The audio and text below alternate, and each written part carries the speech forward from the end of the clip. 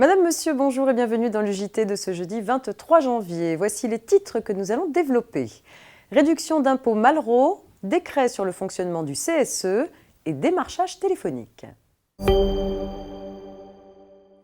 Les particuliers qui réalisent des travaux de restauration complète d'un immeuble bâti dans certaines zones protégées peuvent bénéficier de la réduction d'impôts Malraux. Ils doivent alors prendre l'engagement de louer le bien pendant 9 ans, la location devant prendre effet dans les 12 mois suivant l'achèvement des travaux.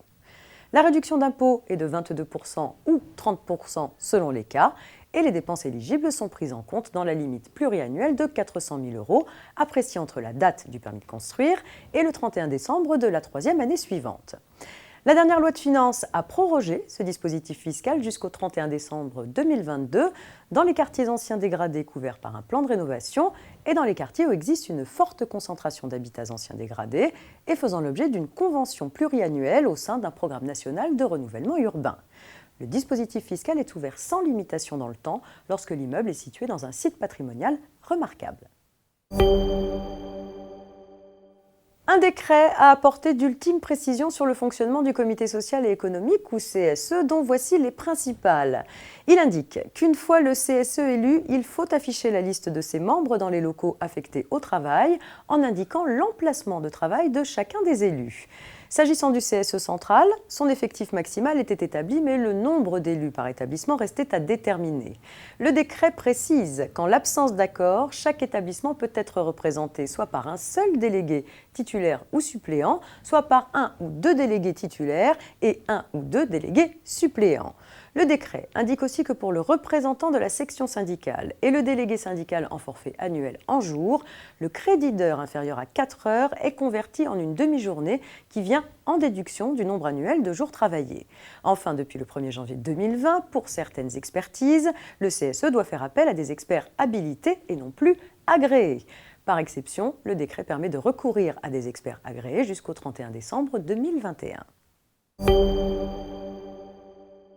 Le démarchage téléphonique suppose la création et la tenue de fichiers contenant des informations personnelles sur les clients et prospects. Pour y recourir, il faut donc respecter les prescriptions issues du Règlement général européen sur la protection des données, dit RGPD. À défaut, cela peut coûter très cher. Une entreprise en a fait les frais récemment. Pour promouvoir son activité d'installation d'équipements d'isolation et de chauffage, une société confie à des sous-traitants une mission de prospection commerciale. C'est à cette occasion qu'un particulier a formulé une plainte auprès de la CNIL. Ce dernier reproche à l'entreprise la persistance des appels de prospection malgré son opposition exprimée oralement auprès des opérateurs téléphoniques ainsi que par courrier adressé au siège de la société. À l'issue du contrôle effectué dans les locaux de l'entreprise, la CNIL relève de graves manquements dans le traitement des données opérées lors du démarchage téléphonique. Pour l'essentiel, l'entreprise récolte dans son logiciel de gestion des clients des données inadéquates ou sans pertinence au regard des finalités du traitement, telles que des termes injurieux et relatifs à l'état de santé des personnes.